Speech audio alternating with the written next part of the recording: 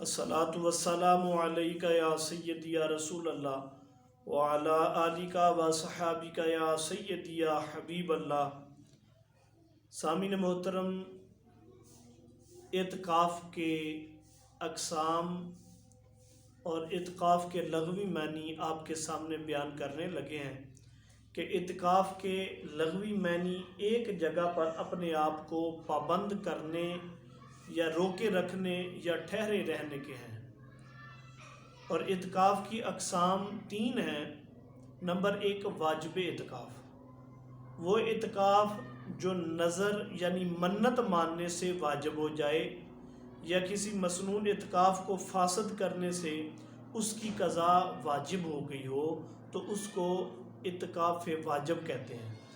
دوسرے نمبر پر سنت اعتکاف ہے، یہ وہ اعتکاف ہے جو صرف رمضان المبارک کے آخری عشرے میں 21ویں شب سے عید کا چاند دیکھنے تک کیا جاتا ہے، کیونکہ سرکار ان دنوں میں اعتکاف فرمایا کرتے تھے، اس لیے اسے سنت اعتکاف کہا جاتا ہے۔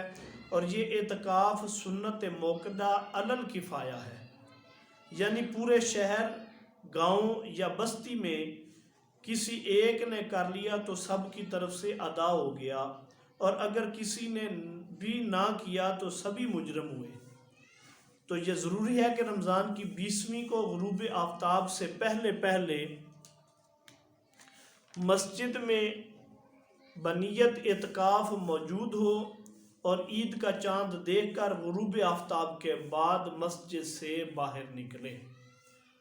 اور تیسرے نمبر پر نفلی اعتکاف، یہ وہ اعتکاف ہے جو کسی وقت بھی کیا جا سکتا ہے، یہ مستحب ہے اور سنت غیر موقدہ ہے، اس کے لیے نہ روزہ شرط ہے نہ کوئی وقت کے لیے پابندی ہے۔ جب بھی آپ مسجد میں داخل ہوں تو اعتکاف کی نیت کر لیں، نویت سنت الاعتکاف، یعنی میں نے سنت اعتکاف کی نیت کی۔ جب تک آپ مسجد میں رہیں گے تو آپ کو اعتکاف کا ثواب ملتا رہے گا۔ تو اللہ تبارک و تعالی سب کو ایسا کرنے کی توفیق عطا فرمائے۔ وما علینا الا البلاغ المبین۔